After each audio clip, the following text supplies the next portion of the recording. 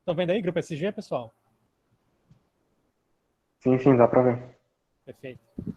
Tudo certo. Então, uma apresentação rápida de quem eu sou, né? Sou Marcelo de Arruda.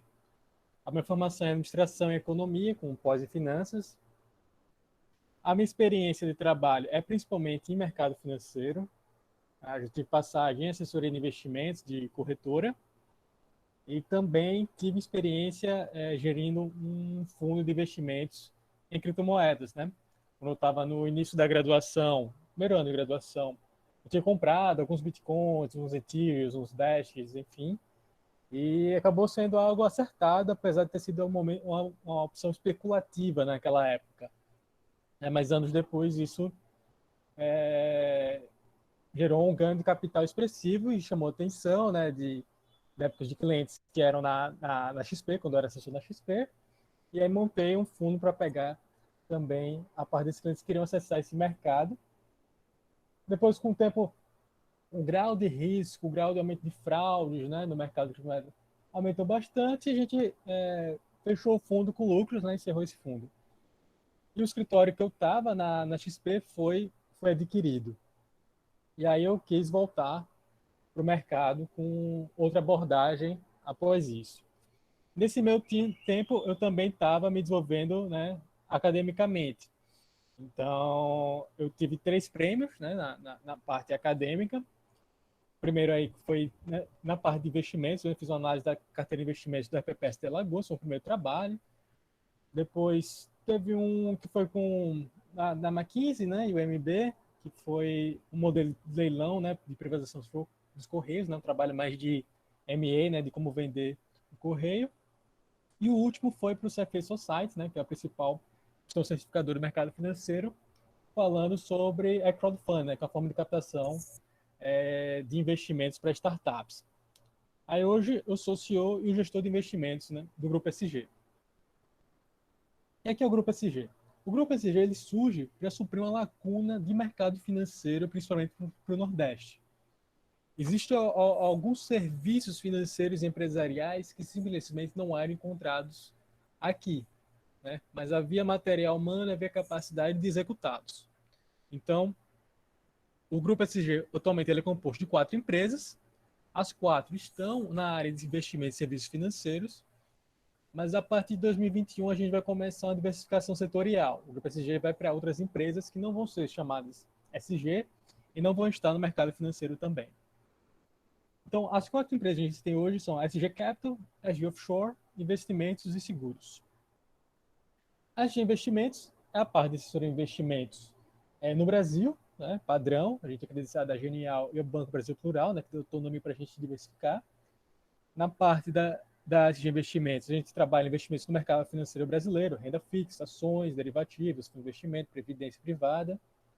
Tem a SG Offshore, que já foi uma inovação aqui para o Nordeste, né? A gente é a única que traz investimentos internacionais de forma acessível aqui para o Nordeste, através, né, de fundos offshore que trabalham com investimentos que são do Goldman Sachs, JP Morgan, Credit Suisse, as principais gestoras que a gente tem no mercado financeiro.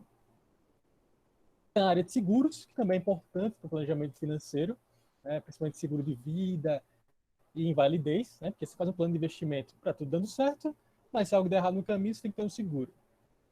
E por último, tem a SG Capital, que é o braço de economia real, onde a gente faz a parte de consultoria para fusões e aquisições, né, compra e venda de empresas, e captação de investimentos para startups, né, incluindo valuation. Então, é basicamente esse o trabalho, né, que a gente faz na SG. Eu sou CEO fazendo a administração estratégica disso e a gestão dos investimentos. E na apresentação de hoje, eu vou focar mais nas partes de assessoria de investimentos. Mas em algum outro momento a gente pode discutir a questão de M&A, de startups, que também são temas interessantes. Qual a estrutura dessa apresentação de hoje? Primeiramente, a gente tem que diferenciar o que é economia financeira, né, gestão de investimentos, portfolio management, de finanças pessoais. Por quê? Você acompanha Me Poupe, Primo Rico, Gustavo Cerbasi, você vai estar aprendendo finanças pessoais. Então, é algo útil, algo prático, né, para a pessoa não profissional, ali, tem que poupar, tem que guardar dinheiro, posso botar esse dinheiro no Tesouro Selic e tal. Isso é bacana, isso é útil. Mas isso não é o trabalho de gestão de investimentos, né? A gente vai comentar um pouco mais sobre a ótica institucional, a ótica profissional. Mas, claro, no nível introdutório ainda para vocês. Então, eu vou traçar aí quais são as principais modalidades de investimentos, né, alguns equívocos das pessoas, mas vou trabalhar alguns fundamentos de economia financeira para a gente nivelar a discussão do que é gestão de portfólio. Depois disso, a gente vai falar um pouco aí sobre as crises e o que a gente está vendo hoje com o Covid-19. As principais modalidades de investimentos, né? O que significa isso?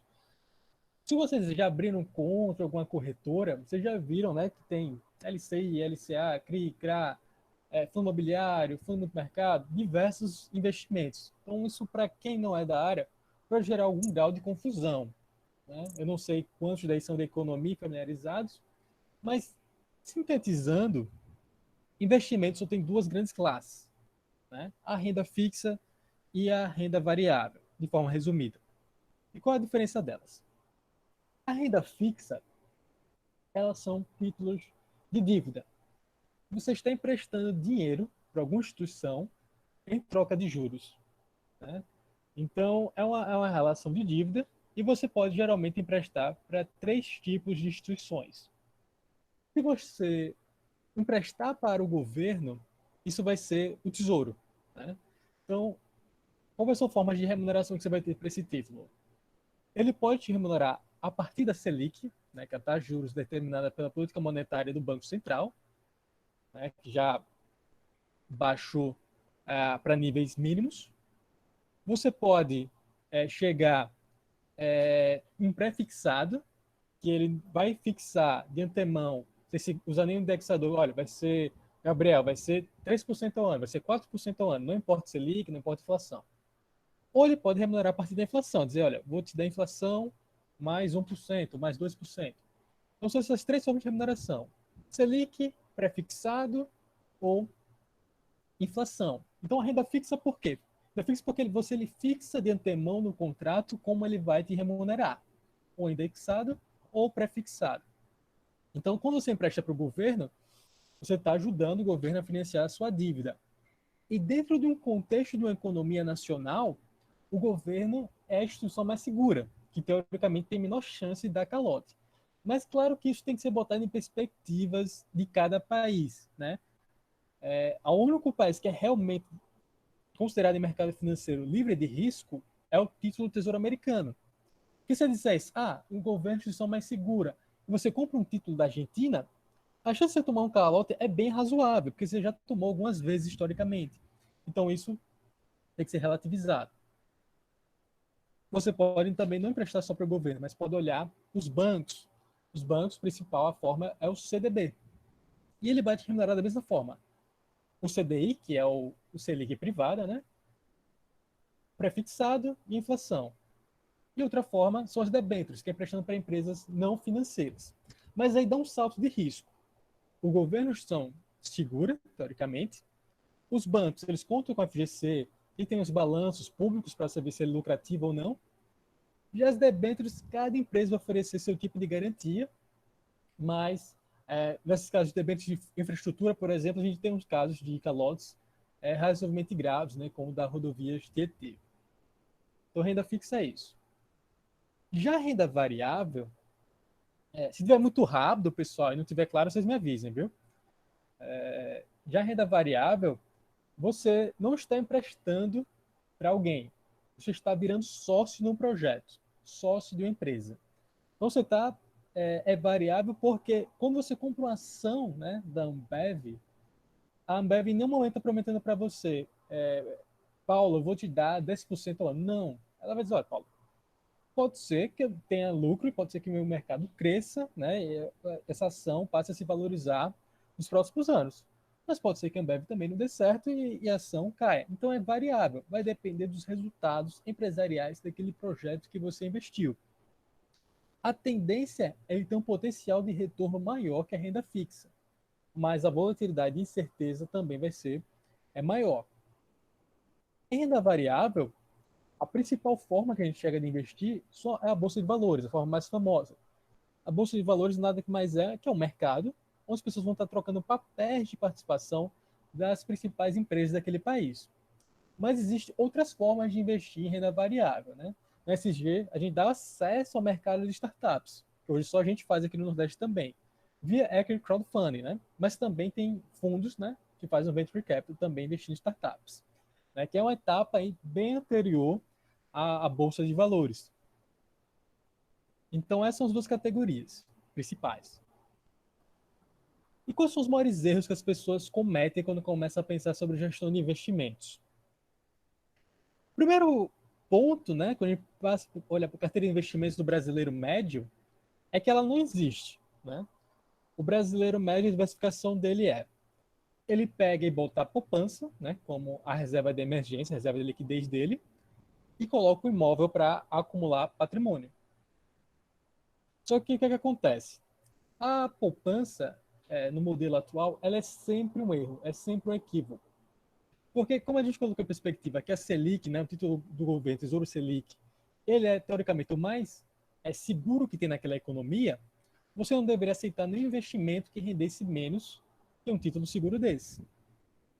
A poupança rende 70% a Selic.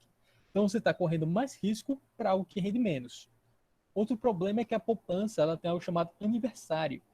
Então, se a gente pega e faz um investimento no dia 28 de maio e tira antes do 28, né, de junho, você não vai ter os juros daqueles dias transcorridos, diferente da Selic. Então, é um erro utilizar a poupança como reserva de liquidez. Já a questão dos imóveis, os imóveis podem ser rentáveis, podem ser bons investimentos e fazer parte do portfólio, sim.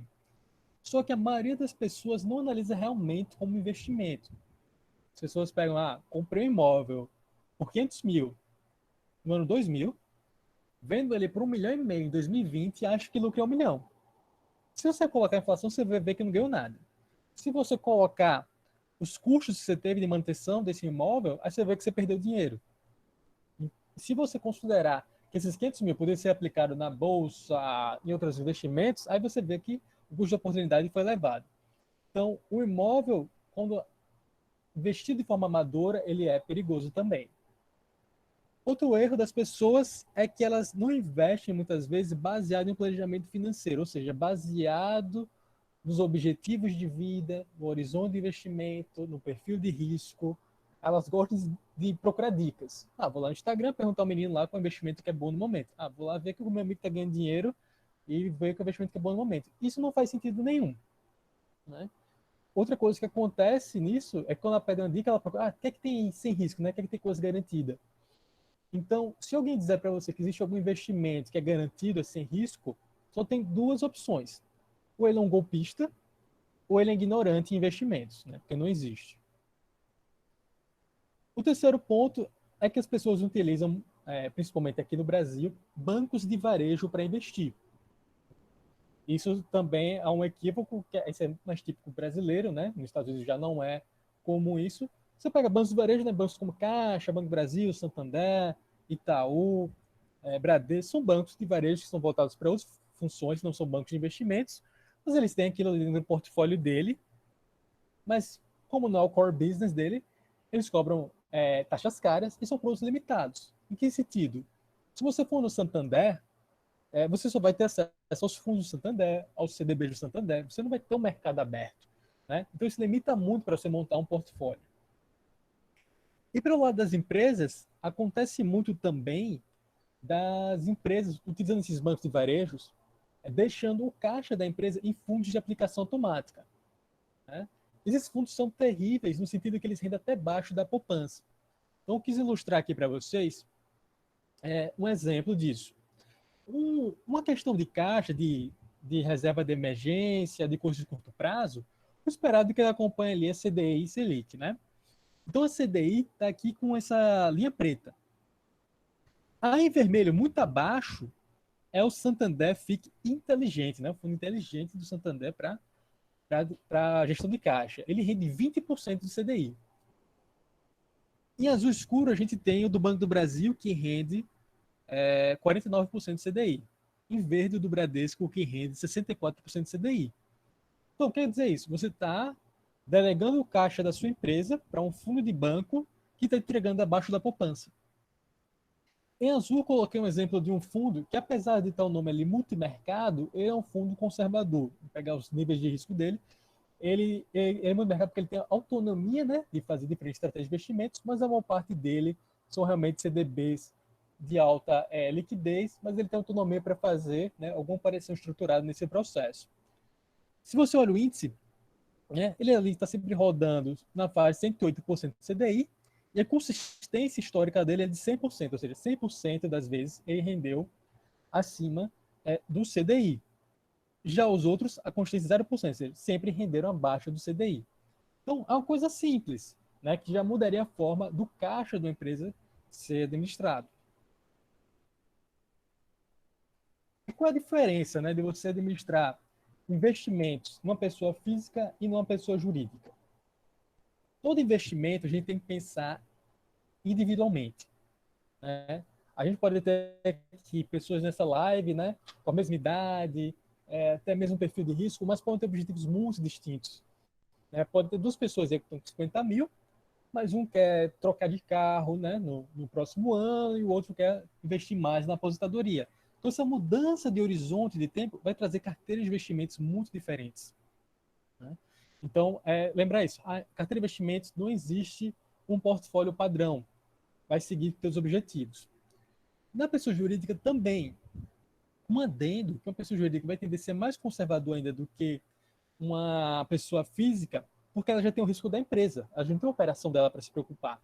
Então, por exemplo, para pegar o caixa lá, os investimentos do SESMAC, não faz sentido o SESMAC deixar de investir na operação dele, que é de educação, para ficar comprando ações, né, de Ambev e Magazine Luiza. Não, ele tem que investir no negócio dele, gerar caixa, e aí com excesso de caixa, né, se não sobrar projetos para investir, nem nada, ele pode fazer alguns investimentos adequados ao perfil de risco dela. Então, a gente tem que considerar isso. Na pessoa física, olhar o perfil de risco dela, o horizonte de investimento, se ele quer viajar, se ele quer comprar um bem, se ele quer se aposentar. E na pessoa jurídica, os projetos de investimentos da empresa, o quanto ele precisa de caixa, o ciclo operacional financeiro da empresa. Então, isso que vai determinar a carteira com maior relevância. Agora a gente começa a entrar nos fundamentos de investimentos, né? Os fundamentos teóricos de economia financeira. Isso aqui é um pilar básico, né? O binômio de risco e retorno, né? Popularizado pelo Markowitz, um trabalho já nos anos 50. O que acontece? Você só olhar retorno, você não vai conseguir ter o sentido para analisar uma carteira de investimentos. Por quê? Você vai olhar, Marcelo, entendi, renda fixa é emprestar para alguém. E o governo é o mais seguro. Então, tenho aqui minha empresa, né, uma grande corporação americana, eu não vou comprar bons americanos, não vou comprar títulos do governo americano, porque eu vi que esses aqui da Argentina e da Venezuela rendem mais. E estão títulos de governo, então vou colocar neles. Mas aí você tem que olhar, poxa, qual o risco a mais que você está correndo por esses títulos, né? Então, o risco que você corre, ele tem que ser compensado com um prêmio de retorno significativo, né? Se ele não for compensado, esse retorno vira um investimento ineficiente, né? E quando for questões de caixa, é sempre uma coisa mais conservadora. Então, como eu já mencionei antes, o ativo mais seguro do mercado financeiro mundial é o título do Tesouro Americano. Dentro do contexto brasileiro, é o título Selic do governo brasileiro, né? Mas a gente tem que fechar geograficamente. Se a gente for falar lá fora, eles não vão receber essa ideia que você usa o governo brasileiro como um ativo de baixo risco, né? Então, análise de risco e retorno vai ser um pilar básico da avaliação de investimentos. Esse risco, ele é a chance do investimento divergir do retorno que você está esperando. Você pode achar, olha, investimento aqui que estou fazendo, botando 1.000, esperando ganhar 1.200. Mas há uma chance de divergir. Então, quanto maior essa chance, né, maior é o risco, né, a chance de divergir. Essa medição de risco no mercado financeiro, ela é feita de forma, né, de parâmetros estatísticos, muitas vezes, né? Variância, desvio padrão, né? Você consegue representar graficamente essa volatilidade histórica. Então, uma grande diferença das finanças pessoais para essa parte de fundamentos de mercado financeiro é que você não vê que é um mix de conhecimentos, né? Para trabalhar no mercado financeiro, você vai usar, às vezes, comentários de macro, de micro, de finanças públicas, de estatística, né? De economia financeira. Então, essa é a diferença da parte do dia a dia à parte prática do mercado. E quais são esses riscos a mais, né, na volatilidade, que a gente pode ver? Tem um primeiro risco, assim, que é o sistemático. Ele envolve toda a economia.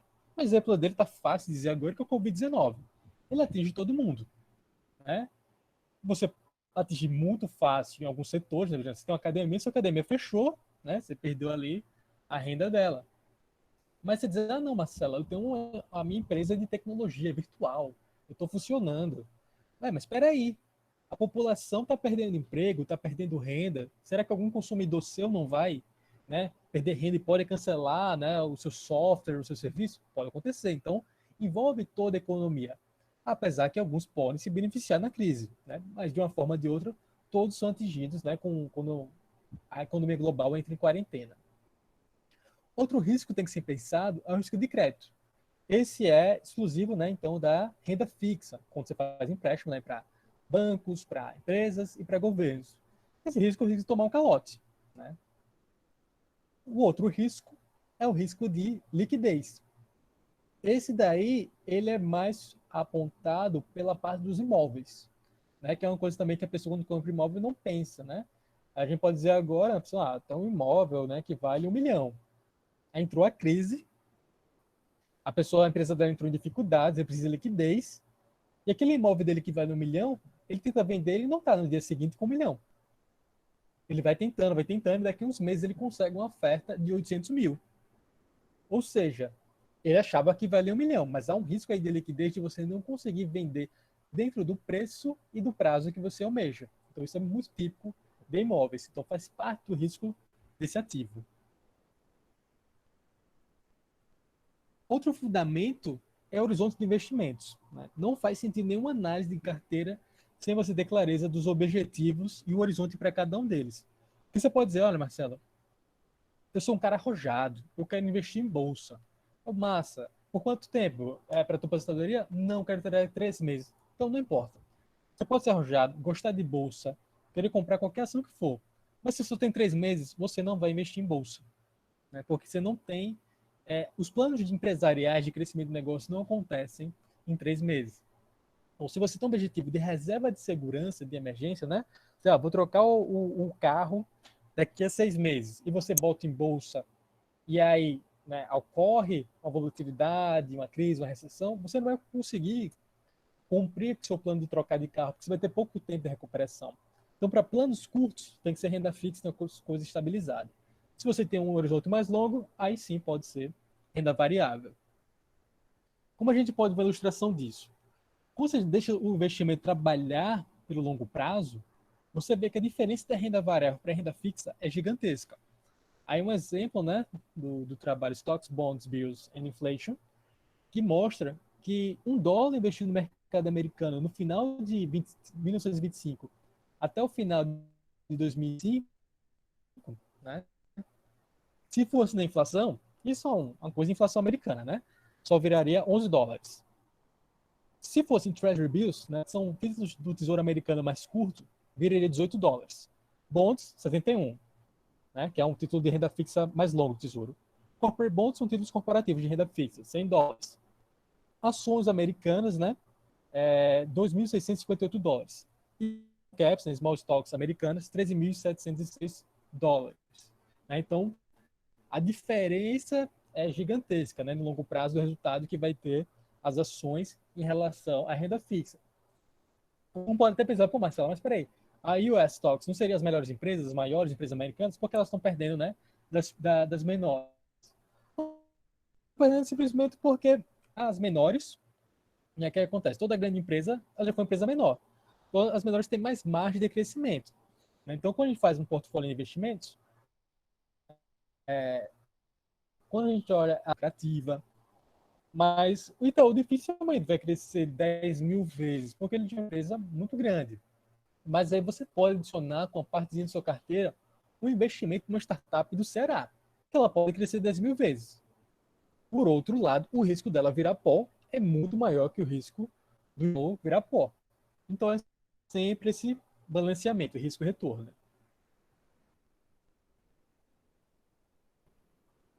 E é entre esse aspecto que é essencial, né, investimentos, que é diversificação. Você, por mais que goste de uma ação, de uma empresa, de um título, não faz sentido a sua carteira estar 100% naquilo. Então você pode diversificar entre classes de ativos e entre ativos de mesma classe.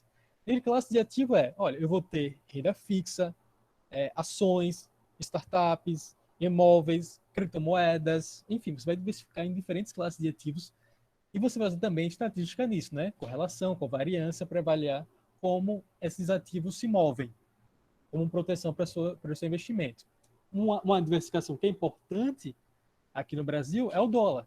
O dólar ele tem uma descorrelação interessante, que quando aumenta o risco Brasil, né, aumenta o dólar, né, porque o capital estrangeiro sai do Brasil, né, e o dólar se valoriza, né, o real perde valor, os investimentos daqui tendem a sofrer. Então a diversificação é importante. E é por isso que a gente coloca só a diversificação se tem uma carteira de investimentos global. Se você chega e compra todos os ativos de investimentos que existem no Brasil, você tem menos de 1% do mercado financeiro mundial. Então você não está diversificado. Você vai lá ter seu trabalho, né, a sua empresa, ela vai estar no risco Brasil. E aí, todos os investimentos também estão no Brasil, então você não está diversificado. Não importa se você tem renda fixa, ações, imóveis, né, porque você pode pegar um cara que tinha uma carteira, né, diversificada dentro da Venezuela, antes da ascensão do socialismo. Toda essa carteira dele virou pó de lá para cá, né? Que não existe um mercado financeiro mais significativo na Venezuela. Então, se você não diversifica fora do seu próprio país, você não está diversificado. Então, você tem que diversificar em diferentes classes e ativos da mesma classe, né? Ação, diferentes ações, criptomoedas, diferentes criptomoedas. E diferentes países para investir isso. Né? Para isso, você vai usar estatística, né? E vai usar também conhecimento de fundamentos, né? Como é que esse determinado setor se comporta, o impacto dessa política econômica favorece isso, ciclos econômicos. E por mais que você diversifique tudo, né, diferentes países, vai permanecer o risco de mercado sistemático. Se acontece o Covid-19, não importa, você vai ser afetado de alguma forma, mesmo com a diversificação, mas é uma proteção importante. Outro aspecto teórico de mercados financeiros e gestão de investimentos é a tese de mercados eficientes. Aqui é importante diferenciar que mercados eficientes, a gente está discutindo sobre uma ótica liberal, de que mercado, setor privado é mais eficiente que o Estado. Não é sobre isso. É mercados eficientes dentro de um contexto de mercado financeiro, de que os preços de mercado, né, são estimativas imparciais e refletem as informações do mercado de forma eficiente. O que quer dizer isso?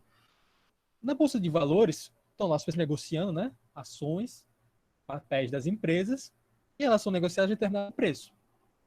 Uma tese de mercado eficiente significa o seguinte: diversas pessoas estão analisando para aquelas compras e vendas acontecerem. E elas estão acontecendo porque aquele preço de mercado está sendo considerado justo ao parte do tempo. Né? Então, esse preço do mercado está justo porque as pessoas, né, de uma forma fraca de eficiência, analisaram todo o histórico dos preços passados.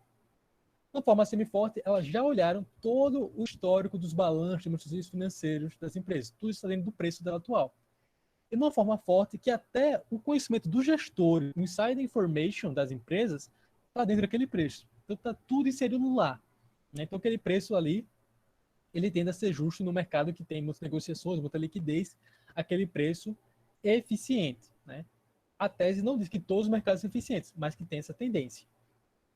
O que é que significa essa teoria? Né? Essa teoria é principalmente popularizada pelo Eugene Fama, que foi Nobel, né, em economia junto do Robert Shiller, né, por trabalhos distintos. Se você acha que o mercado é eficiente, que as pessoas já analisaram todos os preços, que você não vai conseguir adicionar uma análise distinta, você simplesmente vai comprar a cesta de ações que o mercado tem. Né? Nos Estados Unidos você pega e compra S&P 500. Se fosse aqui no Brasil, você compraria Bova 11, né, Ibovespa. E aí você não faria buy and hold e não ficaria, né, tradando, mudando a estratégia. Seguiria o que o mercado faz. Então essa é uma forma de gestão passiva. O que acontece na prática? O mercado americano ele tende a ser muito mais eficiente que o mercado financeiro brasileiro. S&P 500 é um índice forte. Né? poucos fundos de investimento conseguem bater o S&P 500. Nos últimos 10 anos, o Warren Buffett perdeu para o S&P 500. Né? Ele ganhou agora com a questão da Covid, acho que equilibrou um pouco mais. Mas se estender o histórico, ele consegue gerar valor. Mas recentemente ele vinha perdendo bastante. Já aqui no Brasil, o Ibovespa já é um índice ruim. Diferente do S&P 500, que são as 500 maiores empresas americanas, o Ibovespa é um índice ruim porque ele tem um peso muito grande aí de commodities, né, de Vale, de Petrobras. Aumentou recentemente com as instituições financeiras, mas ele ainda não é um índice bom. Então é mais possível você superar ele. Mas se você acha que o mercado é eficiente, você só compra esse índice e pronto. Já se você acha que o mercado não é eficiente, que olha, cara, tem essa prestação aqui que não faz sentido, tá barato, o mercado não avaliou isso, é uma oportunidade, então você compra essas ações e vai tentar bater o resultado que o mercado geral está tendo. Né? Essa questão do mercado eficiente, ela meio que gera um paradoxo. Né? Porque você está dizendo o seguinte, eu vou fazer gestão passiva porque as pessoas já avaliaram para mim, né, que essa ação é esse preço. Só que se todo mundo fosse fazer gestão passiva, ninguém mais avaliaria e o mercado deixaria de ser eficiente, né? Então, para que continue exigindo eficiência, tem que ter pessoas acreditando que ele não é eficiente.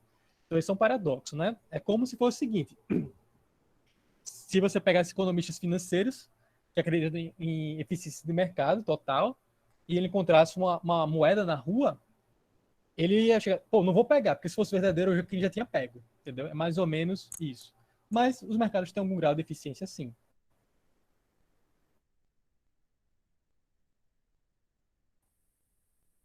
Outro aspecto que é determinante assim, para a gente estudar fundamentos de investimentos são essa questão dos determinantes de retorno de portfólio. Né? O que determina o retorno da minha carteira de investimentos? Tem três aspectos principais. O asset allocation, que é a combinação de classes de ativos, aquilo que eu falei de diversificação para vocês. Né? Quanto você vai ter em renda fixa, quanto você vai ter em ações, quanto você vai ter em criptomoeda, em imóveis, enfim, diferentes classes de investimentos.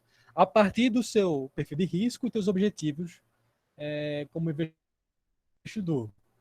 O segundo aspecto é o market timing, né, que é você tentando antecipar aí as altas e as quedas do mercado. E o último é security selection, que é você tentar comprar os títulos que estão mal precificados para conseguir as melhores oportunidades de investimentos. Abrindo aqui, se quiserem falar aí, qual que vocês acham que é o aspecto mais importante para o retorno de portfólio? Se alguém quiser chutar aí. Eu diria o da diversificação, o asset allocation. Asset allocation, né? É, Quem respondeu essa? João, João? Então, João, você isso. está totalmente correto. O que é que acontece? 88% o retorno das carteiras de risco. O que é que acontece com os outros dois? Os outros dois, muitas vezes, eles retiram o retorno da sua carteira. Em que sentido? O market time, né, se tentar antecipar as altas que há dos mercados, é difícil ser executado com sucesso. Né? Quantas pessoas preveram, né, o Covid-19? Difícil. Né? Tem gente que vai dizer que vai ter crise todo ano, né? Um dia ele acerta, mas ele acertar as razões por ela e quando exato é difícil. E o problema do market time também é que ele pode te afastar da tua política de investimento, do teu objetivo. Então você chegou, montou uma carteira onde você colocou, olha, eu vou ter aqui essa parte de reserva de emergência, essa parte aqui para trocar de carro, essa parte aqui para aposentadoria. Só que aparece uma oportunidade de market time, né? Que você vê, poxa, mas agora o mercado tá bom para criptomoedas. Vou tirar da minha reserva, vou tirar do meu carro e vou tirar da aposentadoria para comprar esses Ethereums aí que eu vou multiplicar meu dinheiro. E esse estava errado. Esse você perdeu o dinheiro daqueles objetivos, né? E a gente também já viu isso, né? Tem pesquisa empírica que mostra também em fundos de investimentos. Tem um fundo aí do Peter Lynch, né? Que você já me conheceu, Peter Lynch é um autor dessa parte de ações famoso, que ele foi gestor da Fidelity, que é um fundo assim com histórico incrível, assim, ele em dólar, né? Por década, né? Dando aí 20% de retorno ao ano, né? Continuamente. É um retorno muito bom. Só que os clientes desse fundo não tiveram 20% de retorno ao ano. boa parte deles. Por quê? Porque ele entrava no fundo, entrava agora em maio, aí o fundo dava -2. Aí o cara, ponto, tirava o dinheiro. Aí ele via que no outro mês deu +5. Aí deu +6. Ele, vou voltar. Aí voltava. Aí dava -4. Aí ele, puxa, aí tirava. Porque ele tentava fazer market time. E na verdade, o fundo dá 20%, não é porque ele dá 1,5, 2, 2, 2. Não, ele dá -5, +10, -3. E no agregado ele gera os 20%, que é renda variável. Então ela vai variar. Né, e não varia só, tipo, ganhei pouco, ganhei muito. Não, você vai perder algum mês, entendeu? O Sharp tem um trabalho que mostra, né, que para começar a compensar o market time, você teria que acertar 74% dos movimentos de mercado. E a maioria dos analistas, né, das pessoas, acertam aproximadamente 50%, né, no máximo. Então é como jogar uma moeda, né? E já a questão do security selection, né, é possível, né, você encontrar ações, ativos mal precificados. É totalmente possível isso contribuir. Mas aí tem que considerar que se você é capaz de fazer essa avaliação de forma coerente. Às vezes as pessoas sobreestimam o conhecimento técnico delas, né? Mas é possível. E para ter mais eficiência disso, né? Você ter melhores resultados, é focar em mercados menos líquidos, né? Ter menos análise, então você vai conseguir oportunidades que o mercado não esteja vendo e conseguir oportunidades melhores. E evitar vieses comportamentais nocivos, né? Que seria uma discussão de finanças comportamentais, que é muito interessante também, né? Kahneman, Richard Taylor são autores bons para vocês olharem isso, mas não quis me aprofundar para não colocar teoria demais aqui. Então, essa é uma parte de fundamentos básicos, né, de gestão de investimentos. E a gente para pensar, tá, Marcelo, a gente está numa crise, né? Se a gente está numa crise, como é que eu vou investir, né, se tem uma crise? Aí eu posso dizer, cara, é possível investir sem ter uma crise? Vamos parar para pensar. O que é que foi o século XX?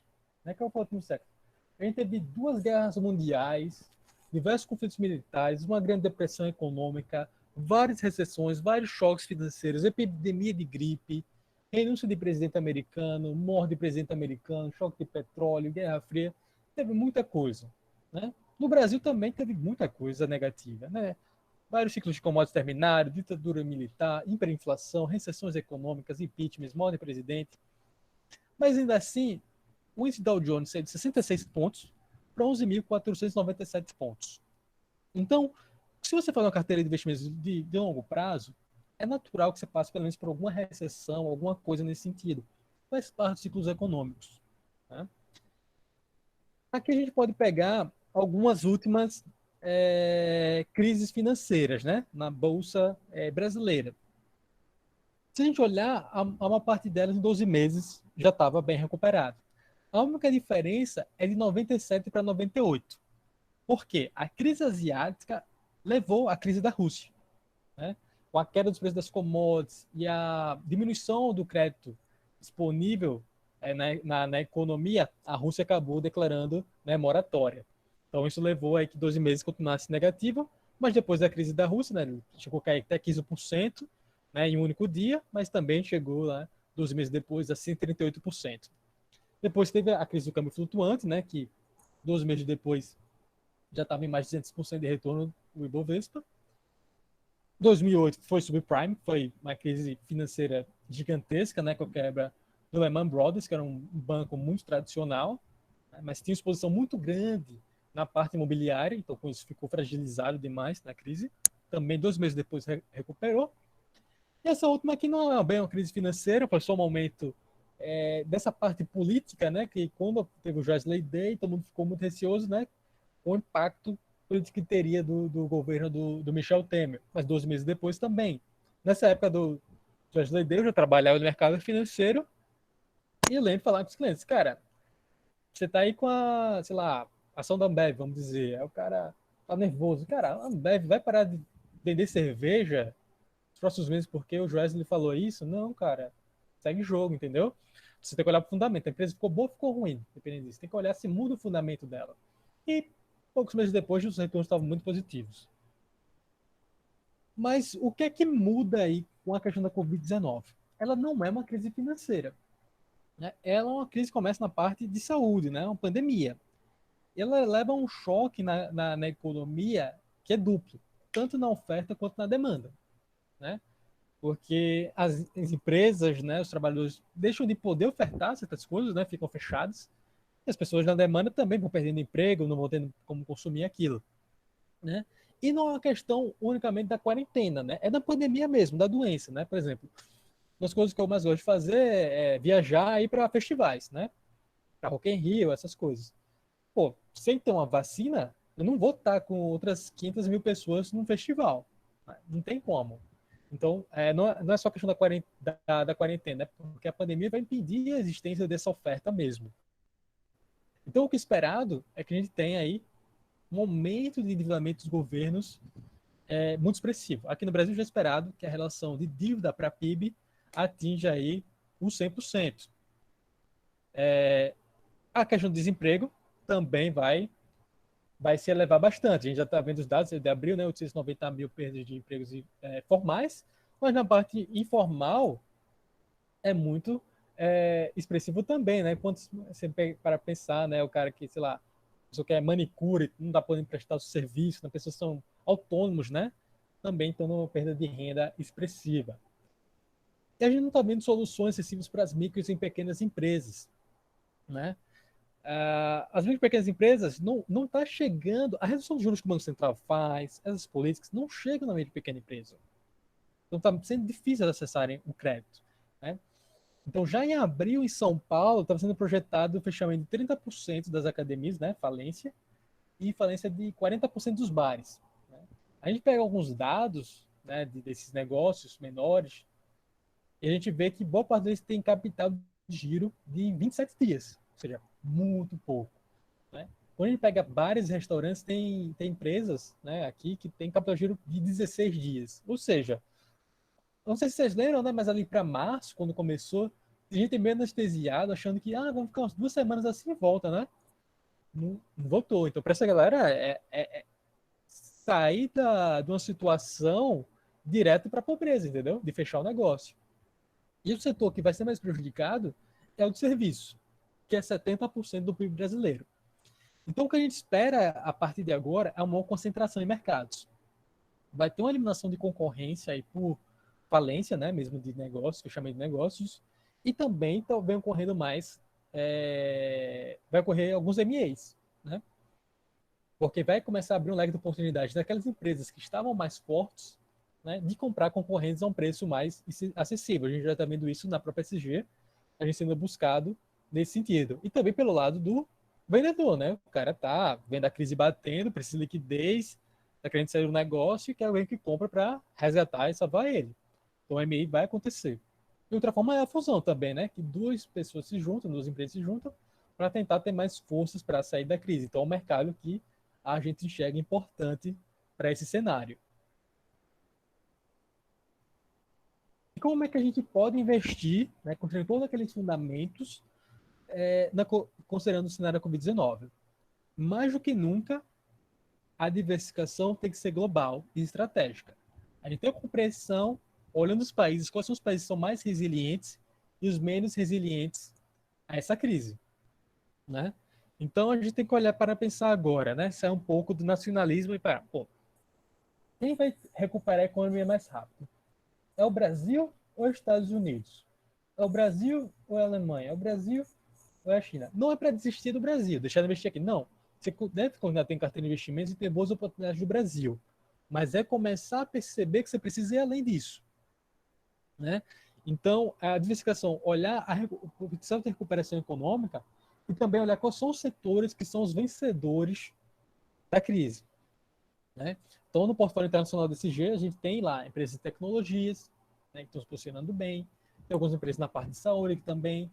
Então, começar a olhar isso. A Bolsa brasileira ela é muito limitada em termos de tecnologia. Mas quando você olha para fora, né, você pega o mercado americano, pô, você vai ter a Netflix, vai ter a Amazon, vai ter o Facebook, né, que é do Instagram, do WhatsApp, vai ter o Google, onde a gente está fazendo agora o Google Meetings, vai ter o Microsoft, está pegando lá o Microsoft Teams. Então, diversas empresas estão crescendo nesse cenário. Né?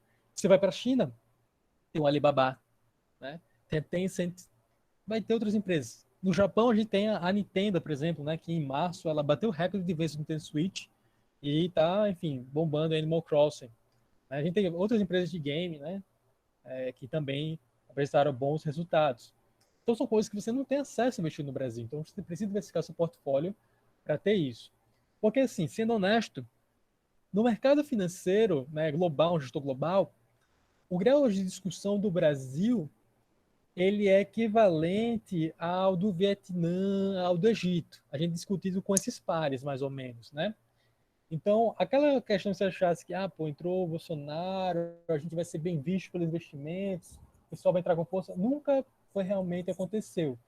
Porque, assim, o discurso lá fora, no mercado de internacional, é diferente do que acontece aqui no Brasil.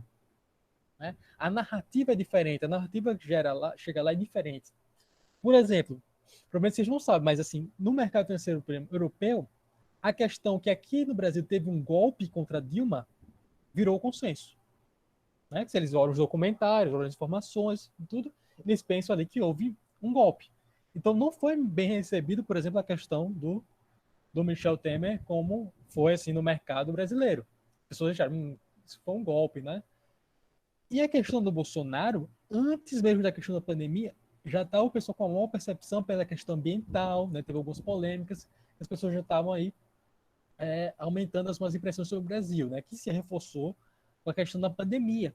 Então, o capital estrangeiro saiu com muita força daqui, e isso, obviamente, impactou no dólar, né? Aí você pode dizer, pô, Marcelo, esse dólar aí tá 5 e pouco, não tem como crescer mais, né? Cara, tem como crescer, então a gente já chegou quase a bater aí 5,90. E esse dólar, a gente tem um dólar aí que ele é nominal. Se a gente botar a inflação americana e a inflação brasileira, o dólar máximo realmente foi lá antes da eleição do Lula. Estava muita pressão no mercado, né? Porque o dólar reflete muito risco do Brasil. Então, aquele dólar, se a gente trazer valor presente, seria 7,70. Então, ainda tem uma margem para a gente chegar realmente no dólar em um nível recorde. Então, se a gente aumentasse o nível de risco absurdamente no Brasil, teria margem para crescer. Né?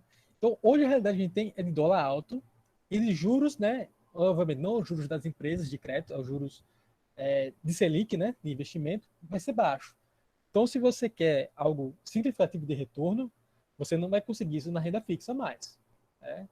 O rentismo, assim, do 1% ao mês está impossível. Você vai ter que ir realmente para renda variável. Outra coisa que a gente tem que olhar para o lado de investimento é a pandemia em si, o que é que isso vai mudar pela ótica das empresas e dos consumidores. Né? Recentemente tinha a modinha do fundo imobiliário, né?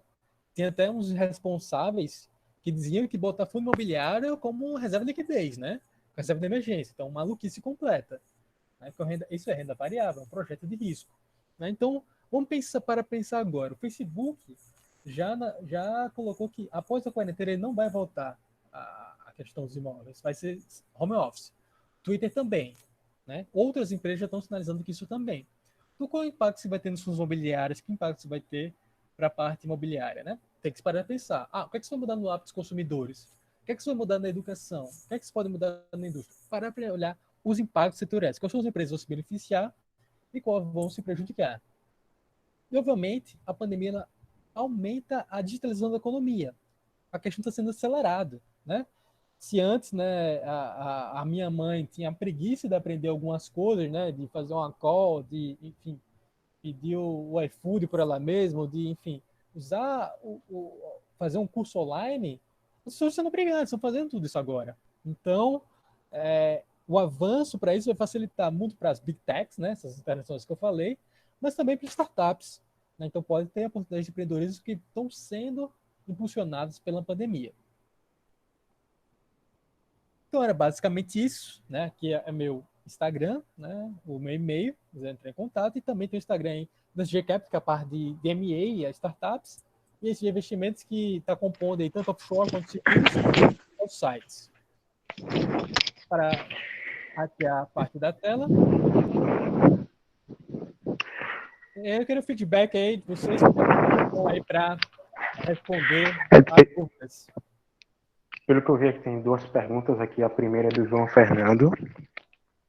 Ele pergunta quais são as perspectivas para as criptomoedas como reserva de valor ao final da pandemia. Então, eu vou te falar um pouco sobre a questão do portfólio. Eu falei de criptomoedas, né? Ela está dentro dos investimentos que a gente conta, né, no nosso portfólio, que a gente tenta oferecer o portfólio mais amplo possível de diversificação, né? Um portfólio seja global, né? Que inclua diferentes ativos. Na minha carteira pessoal, qual o papel da criptomoeda? Ela tem um papel histórico de especulação, né? Meu apartamento, a minha empresa foi muito montada aí com dinheiro de criptomoedas. Eu sou grato por isso. Mas eu acho que é um investimento e muitas vezes faltam alguns fundamentos. Tem um grau de fraude bem razoável e é um tipo de investimento que não tem fluxo de caixa. Então você não consegue realmente fazer uma valuation, tem as limitações. Mas você consegue olhar, alguns projetos são mais interessantes que outros. Eu acho que a criptomoeda ela pode fazer parte, uma parte pequena do portfólio ali, quase de especulativa ali de descorrelação. Pode ser testado. Né? Mas eu não vejo reserva de valor na criptomoeda, sim. Eu vejo que ela pode ser uma ativo descorrelacionada, que no pior dos casos, as pessoas poderiam correr para ela num total descrença dos governos e mercados financeiros tradicionais. Mas não é o que eu venho enxergando atualmente. Eu vejo só como, tipo, cara, se der errado, pode ter uns criptomoedas ali para proteção. Mas eu não vejo criptomoeda como uma reserva de valor de forma alguma. Tá. O Arley perguntou que ele, pela leitura que ele faz, é que essa época de crise é uma boa para criar uma startup. Ele pergunta qual é a tua visão dele e principalmente relacionada à pessoa dele, que é da área da computação. Ele diz que tem algumas ideias de como fazer e tal, só que ele tem dúvidas em relação a que caminho seguir. Se ele investe em fazer uma startup de computação para a área da saúde, segurança ou qualquer outra área do tipo. Ele quer saber mais da tua visão, não é essa questão. Então, assim, o trabalho que eu faço com startups, eu recebo projetos delas, né?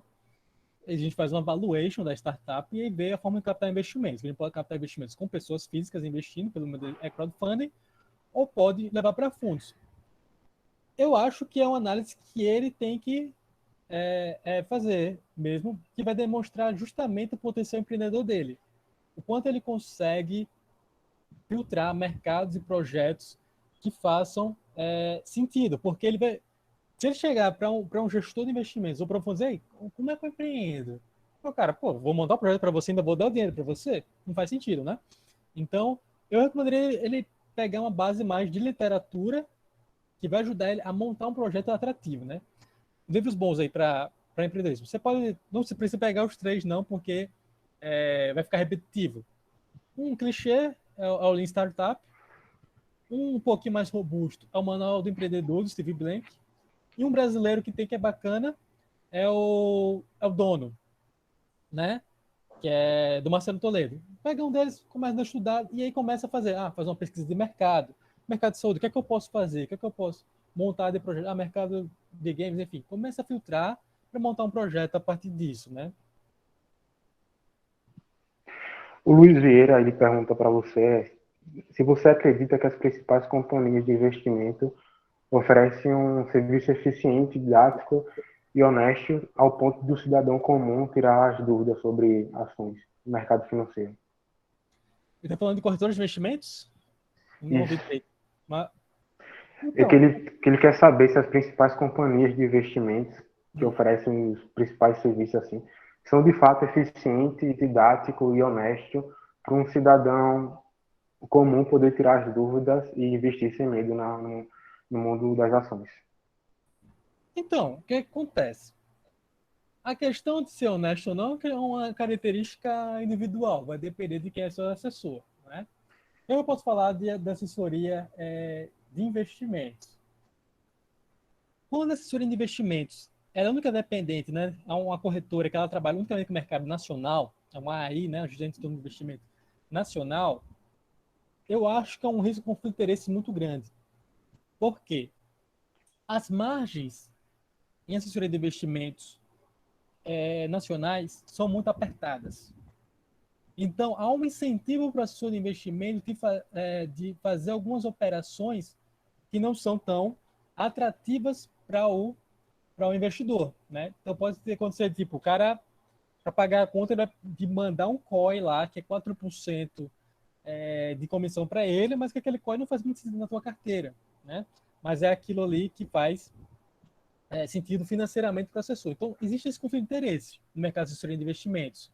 Então, tem que ter esse cuidado se o pessoal é transparente com essas taxas. Lá nesse dia, a gente demonstra todos os fundos, todas as taxas que possuem os investimentos, e na prática, a gente ganha dinheiro com o mercado internacional, com M&A, com seguros. A parte de investimentos do Brasil, ela é rentável, mas é muito menos do que as outras. Então, quando o cara só depende dela, eu acho que existe um conflito de interesses que o cliente deve estar atento nessa avaliação, né? Porque alguns assessores, alguma parte de assessoria, não são realmente áreas técnicas, são só um cara que está distribuindo produtos da corretora. Então, ele não vai ter muito um fio de análise para você nisso, né? Então, vai ter que avaliar de cada caso. Tem corretoras boas, assessores bons, vai ter assessores ruins, corretoras ruins também, né? É mercado. O João Daniel ele pergunta com relação à diversificação global para o pequeno investidor. O fundo de réplica S&P 500 é uma boa alternativa. Então, eu acho que hoje a coisa mais acessível, né? É um cara que for realmente pequeno, né?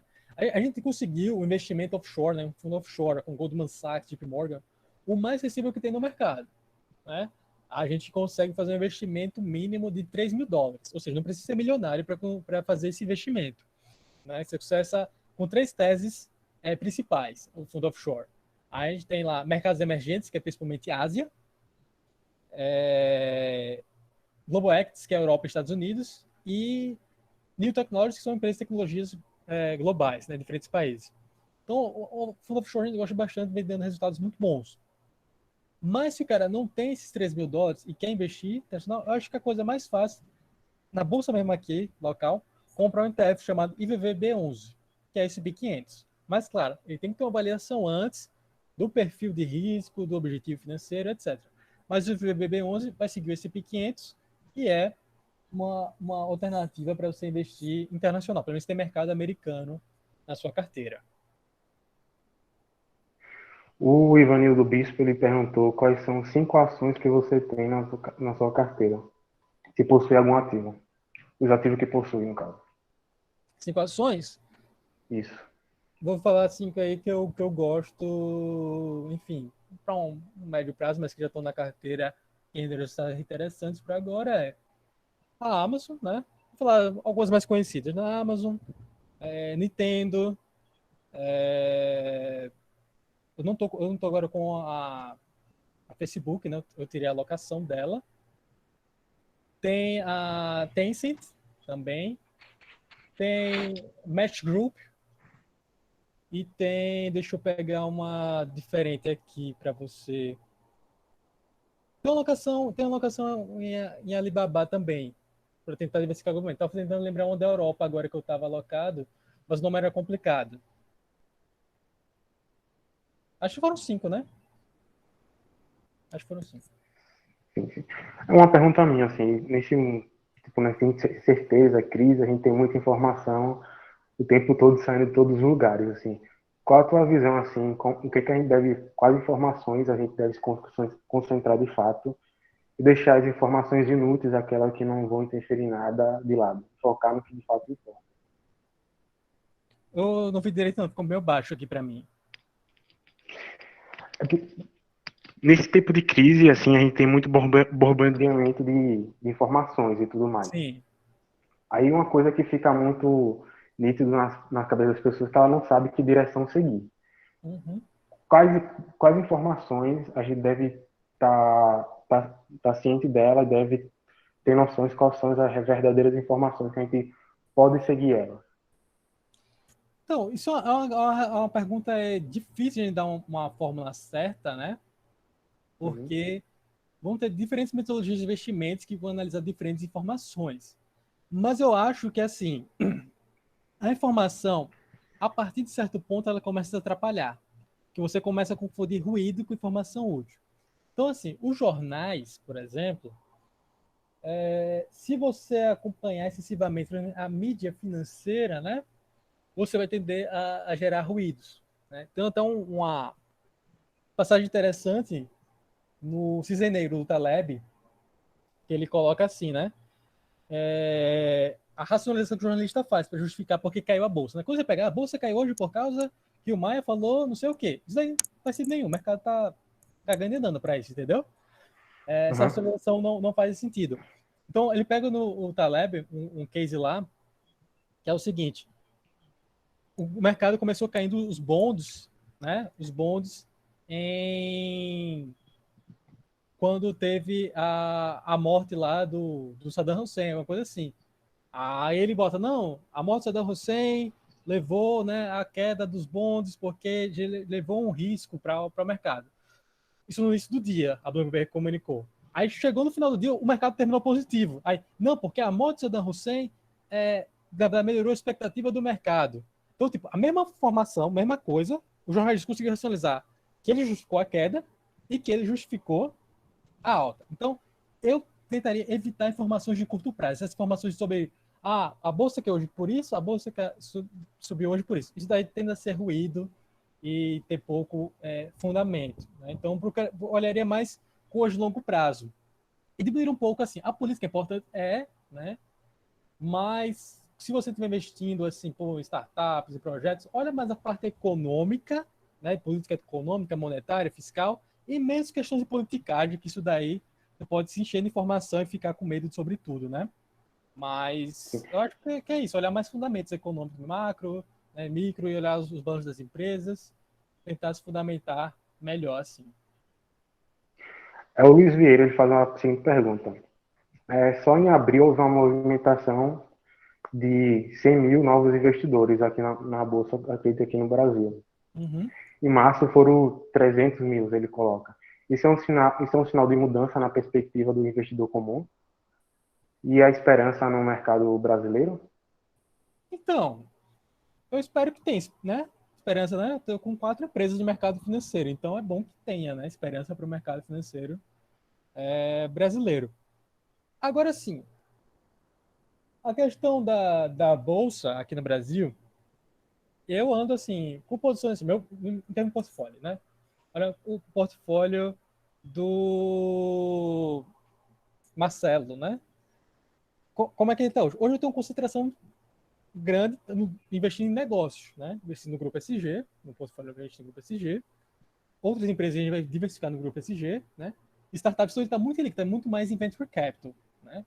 Então, em bolsa, eu confesso que bolsa brasileira não está no meu portfólio no momento, né? Então, eu sou um cara muito de skin in the game. Tem cliente que quer estar posicionado excessivamente, né? E pode ter oportunidade de fazer, sempre ter oportunidade na bolsa. Mas hoje eu vejo um custo de oportunidade que é melhor estar lá fora, né? Mas eu acho positivo que vem aumentando o interesse das pessoas por bolsa. Mas eu acho que é ruim que esse interesse seja a bolsa estava em alta, né? Bull market. Então vão entrar e as pessoas sofrerem por agora pegar no mercado em queda e, enfim, ficaram com pressão ruim do que é bolsa de valores, né? Mas o que eu acho que é a mudança é que eu acho que houve um processo de financial deepening, de aprofundamento financeiro, que as pessoas hoje discutem muito mais sobre investimentos do que alguns anos atrás. Então acho que isso veio para ficar. Discutem errado? Discutem. Falam coisa tipo fundo imobiliário é liquidez? Fala. Mas eu acho que a esperança é esse processo de educação. O João Daniel ele pergunta assim, na tua visão, o preço importa? O preço importa, a gente faz valuation para isso, né? Para encontrar o preço da empresa, né? Tipo, eu vou investir numa startup, eu não posso investir numa startup pagando que ela vale 15 milhões se ela vale 5, né? Então, tanto que se importa que eu comprei uma briga na parte de crowdfunding, né? Porque no bull market, né, as pessoas estavam fazendo valuations completamente irrealistas.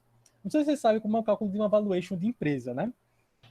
De forma sintetizada, né, você projeta os fluxos de caixas, né, da empresa, nos próximos anos, 5, 10 anos, até ela alcançar uma maturidade, né, no negócio, e depois você tem uma taxa de perpetuidade, que é o quê? Depois que a empresa está madura, né, ela não vai crescer a definir na mesma taxa de crescimento, ela vai ter uma perpetuidade porque ela vai continuar existindo após 5, 10 anos. Só que essa taxa de perpetuidade tem uma regra matemática, ela é de infinito, né? Então não faz sentido ela ser alta. Por quê?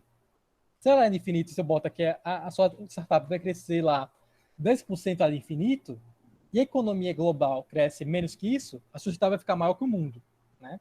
Então não faz sentido. E a gente vê gente fazendo isso, né? Uns cálculos que diziam que basicamente está dizendo que a sociedade dele vai ficar maior que todo mundo. Então, e pessoas investindo nisso. Então, pressa importa, porque essas pessoas que investiram com esses valuations impossíveis vão perder dinheiro. E aí isso é certo. Deixa eu ver se tem mais perguntas aqui. Não. Eu vou perguntar. Pode fazer, Marcos, depois eu faço. Não, pode continuar, só ia perguntar só para... Primeiro, assim, ô Marcelo, parabéns, velho, pela tua apresentação. Foi muito boa, aprendi, assim, muita coisa que eu não sabia, até anotei aqui para verificar depois melhor, realmente começar a estudar isso a fundo. Uma coisa, só para reframar, dar uma perspectiva diferente da pergunta que eu fiz, é mais querer saber a tua visão sobre a criação de startups em épocas de crise. Qual a diferença entre criar agora e criar depois, entendeu? Certamente vai ter diferenças para áreas diferentes, como, por exemplo, a área da saúde, que você falou, que foi a principal afetada aqui nessa crise. E sobre as ideias a ter, qual área seguir, eu concordo 100% com você, né? É preciso primeiro pensar bem no caminho que se quer e depois apresentar para, de fato, mostrar o valor do indivíduo. Entendi. Então, nessa questão aí de ter uma crise, tem um lado aí positivo, né? Pegando a crise da Covid-19, né? Tem um lado positivo e tem um lado também aí ruim para startup, né? Como tudo que a gente vai falar na economia, né? A grande resposta de economistas forma 4 anos para dizer depende, né? Então, o que acontece? Um lado bom do Covid-19 é que se você tivesse montado a startup antes dele, você teria premissas que provavelmente talvez não existissem mais. Agora, já na crise, você já começa a ver, cara, a realidade vai ser outra. Eu vou adaptar um negócio que faz sentido para essa nova economia, esse novo modelo que vai ser o mundo, né? Então, isso daí pode ser positivo, você montar um negócio que ele pegue essa leva de crescimento de digitalização. Agora, o lado negativo é o que acontece. Para o acesso a capital, né, para investimentos, num primeiro momento, os fundos eles dão uma retraída em termos de risco, né? A gente vem investindo ainda, vem botando investimento para lá startups, mas são geralmente startups que já estão operacionais. Eu quero dizer, se você aparecer só com uma ideia, um PowerPoint bonito, é possível investir? Mas vai ser um pouco mais difícil a pessoa, no meio da crise, dizer, bicho, eu vou fazer uma aposta na startup do Warren, vou fazer a startup do João, startup, tipo... É difícil o cara, nesse momento, sentir confiança de botar um capital de risco, entendeu? Então, isso daí fica um pouco mais difícil nesse momento. Mas um negócio promissor é um negócio promissor e é possível ser obtido, né? É o que a gente faz. Acho que eu espero ter respondido e ajudado. O João Daniel faz outra pergunta aqui relacionada à política monetária. Ele fala, por que a redução da taxa Selic não chega na ponta, no consumidor? E se não chega, qual é o impacto dessas reduções para o investidor em geral? Então, para o lado do investidor, a gente pode pensar no impacto inicial, que é a admissão dos rendimentos da renda fixa, né? Porque a Selic ela vai ser o parâmetro para a CDI também. Então, tanto os títulos privados quanto os títulos públicos vão diminuir de rendimento. Só que isso também pode levar um impacto para o investidor internacional. Por quê? Vai ter um limite do que pode ser reduzido, né? A gente não vai esperar que o Brasil vai virar juros negativos, porque o Brasil não é, né, um país assim de segurança fiscal para poder fazer isso, né? A gente tem que comparar que nosso risco ainda é de um país emergente, né? Que o risco do Brasil vem aumentando, na verdade. Então vai ter um limite. Então, essa saída de capital acontece toda vez que se reduz a taxa de juros. Então, pelo lado do investidor, é perda aí realmente de retorno de investimento. Do questão de não levar para não chegar na ponta, realmente enfim, a gente tem alguns elementos, né, para o spread bancário, né? Tem a questão de ser um oligopólio, né? O banco é uma questão importante, e tem a questão realmente de que o banco não tem disposição para assumir esse risco em tempos normais, né? Ele não assume esse risco em tempos normais e bota um crédito realmente caro, o spread brasileiro é caro, E qual seria a razão dele assumir um crédito agora mais barato, quando a gente tem uma pandemia que boa parte das empresas vão falhar ou perder renda? Né? Se quando estava a economia crescendo, ele não dava um crédito barato, porque ele ia dar um crédito barato agora que as pessoas vão ter menos condições de pagar esse crédito?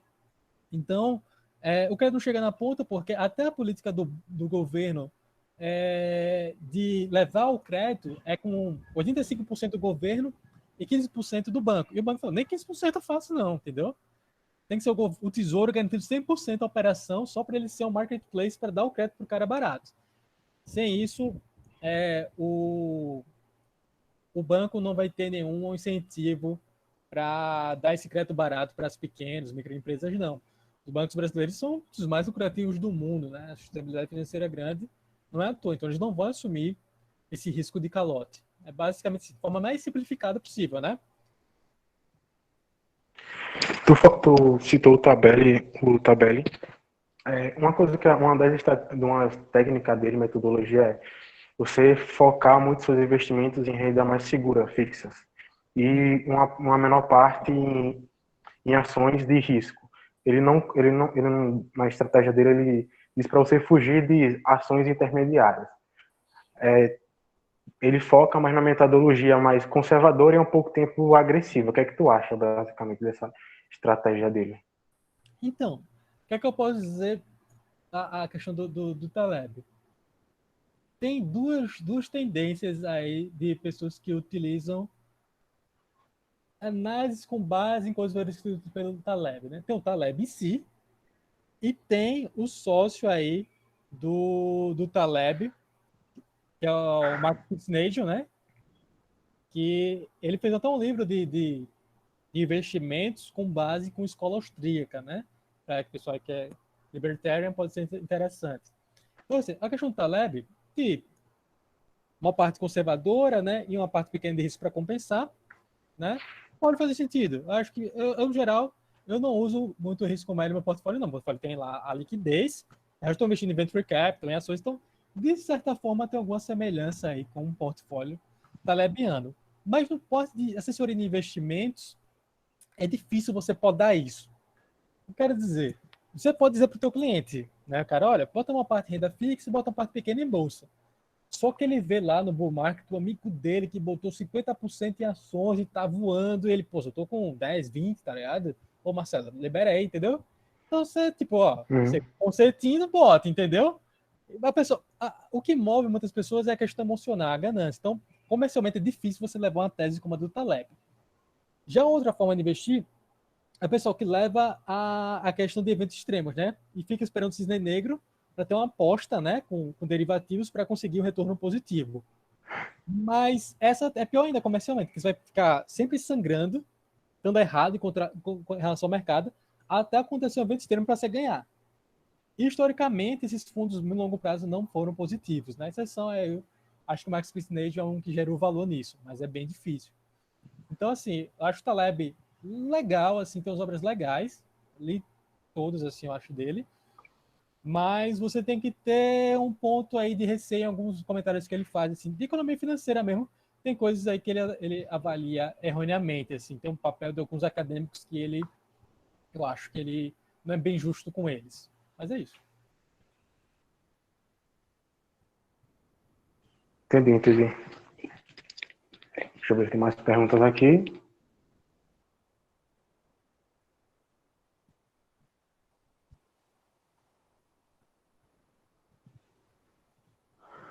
Sim, o João Daniel fala que, de forma geral, a compra de EDIs, não sei se pronunciar direito, durante a crise é um pouco irracional, onde os investidores estão sendo guiados por vias comportamentais ou aceitáveis.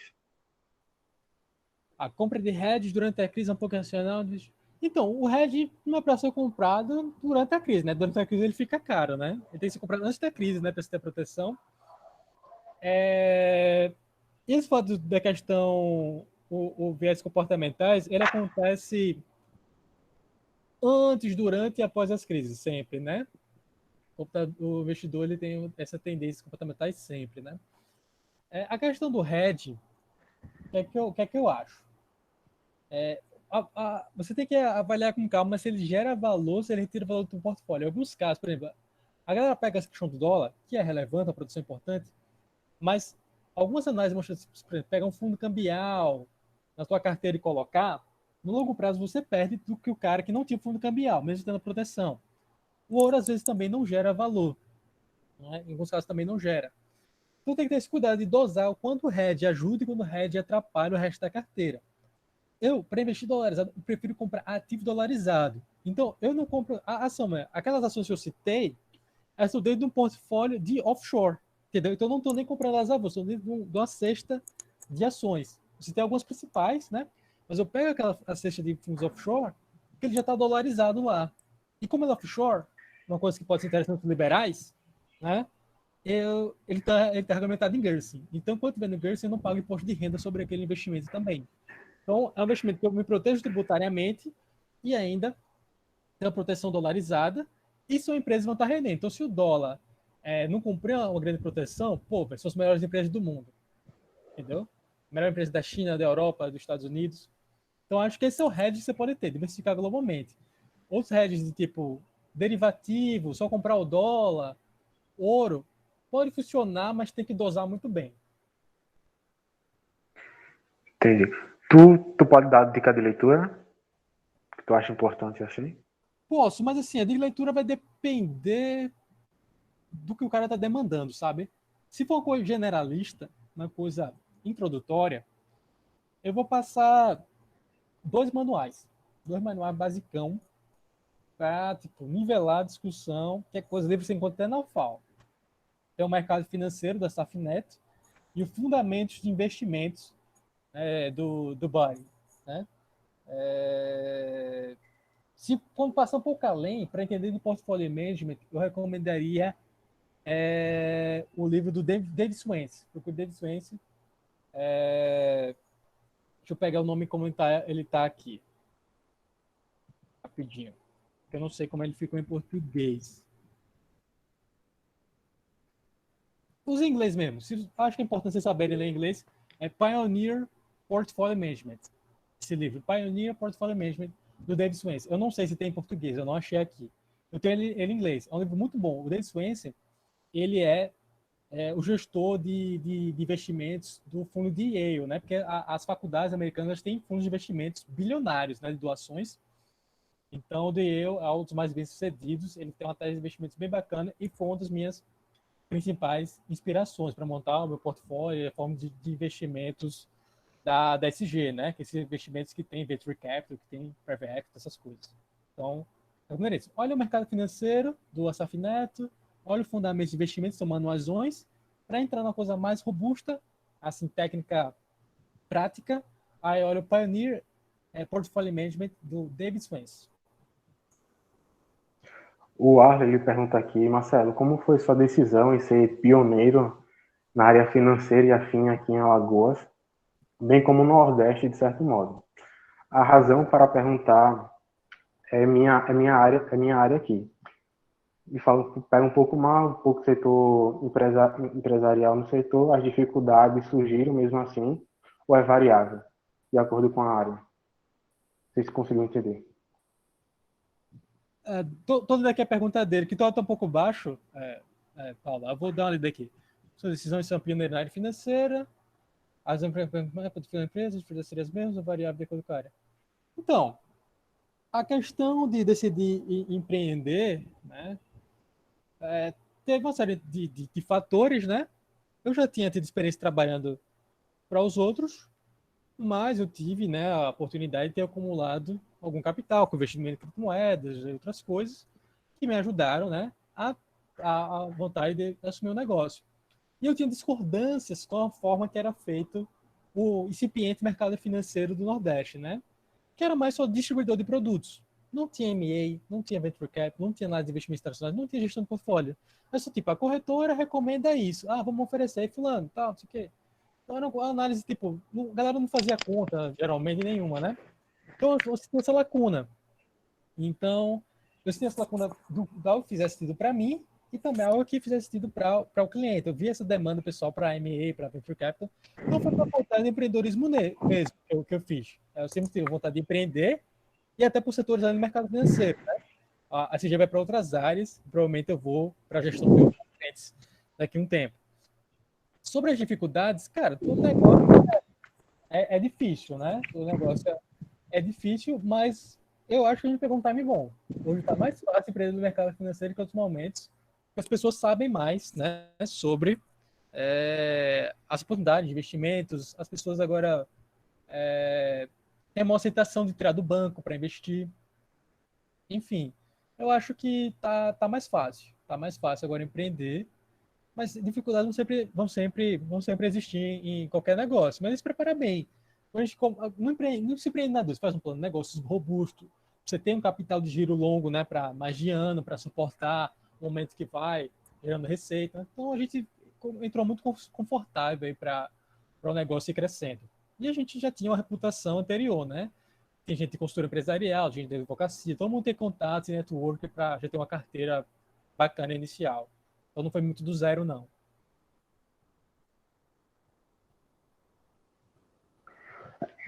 O João Daniel, ele pergunta aqui, como você vê o crescimento do mercado financeiro aqui no Nordeste e em Alagoas? Então, eu vejo que vem crescendo, né? Vem surgindo mais oportunidades de assessorias de investimentos. Aqui em Alagoas, na parte comercial brasileira, né? Na parte comercial brasileira, a gente já tem, acho que 5 escritórios. Né? Já na parte de offshore, M&A, Venture Capital, a gente só tem a SG mesmo. Né? Mas eu acho que vai crescer e é uma tendência, né? Os mercados financeiros ajudam no desenvolvimento da região, do país. A gente tem uma parte de startups vem crescendo também, isso vai ajudar os investimentos a acontecerem. Eu olho de forma otimista, né? E eu tenho que ser otimista, né? Porque eu estou empreendendo nisso. Né? Então, eu estou enviesado. Eu acho que eu não sou a melhor pessoa para vocês perguntarem isso, porque eu não vou dizer, pô, meu setor, né? Quando eu botei todo o capital que eu juntei na minha vida, tá uma merda. Assim, eu vou perder todo o dinheiro nisso. Não, eu vou ser um cara otimista, né?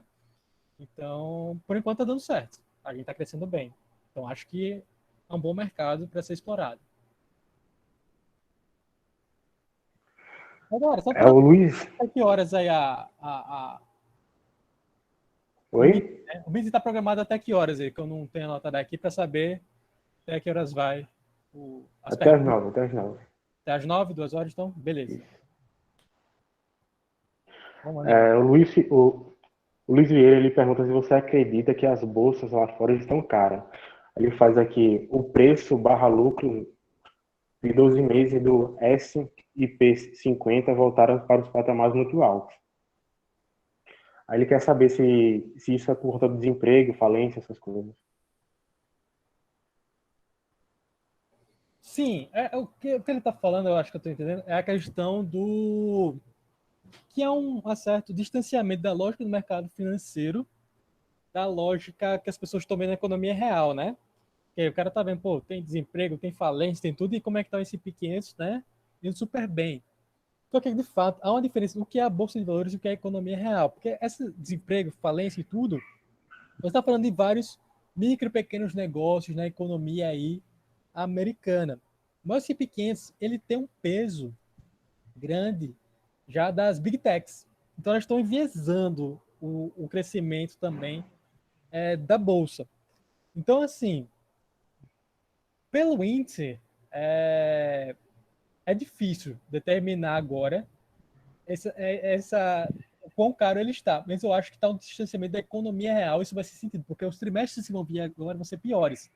Porque o resultado trimestral que saiu, né, ele só pegou o iniciozinho da quarentena. Os próximos vão ser piores. Então pode ser que esteja um impacto maior nas empresas. Mas eu vejo oportunidade de investir. Por isso que na offshore a gente não está pegando o índice. A gente está filtrando algumas empresas de tecnologia europeias, de saúde, né? Algumas americanas de alguns setores. Então, a gente faz um recorte, né? E a parte da emergência na offshore, ela está muito pequena, né? Está 20% do meu portfólio, entendeu? Está muito pequena.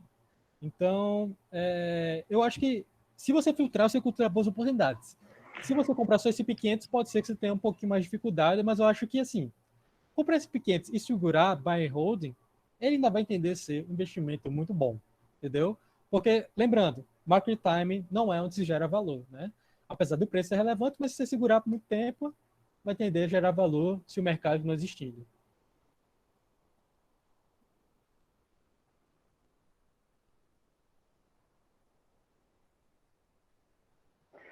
O Luiz ele pergunta assim, com base de escolha feita através de análise fundamentalista, certo?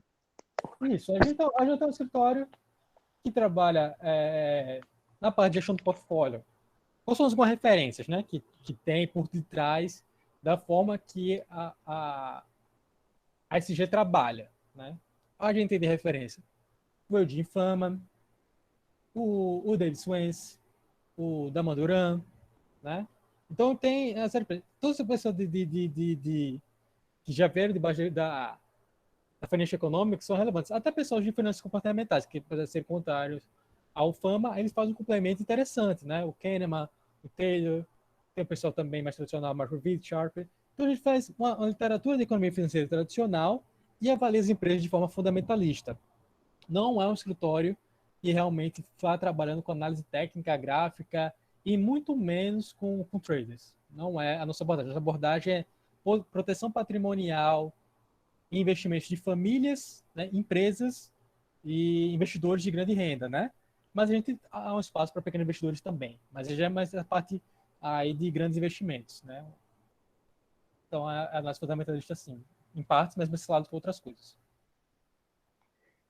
Então, Marcelo, acredito que não tem nenhuma pergunta mais aqui, pessoal. Eu queria agradecer a tua participação aqui hoje. Pedir desculpa se o meu áudio e minhas perguntas assim não estavam muito claras. Não, mas... Estou um pouco cansado e tudo mais. Mas eu agradeço a tua explicação, foi muito bem clara, bem sucinta, assim, de forma bem pontual mesmo. Beleza, cara, eu agradeço o convite aí de vocês. Eu também agradeço, assim como o Marcos falou, sua apresentação foi muito bem explicada, suas palavras foram muito claras. E eu digo para você que em breve eu estou marcando a reunião com você com ideias de startup para o futuro. Espero.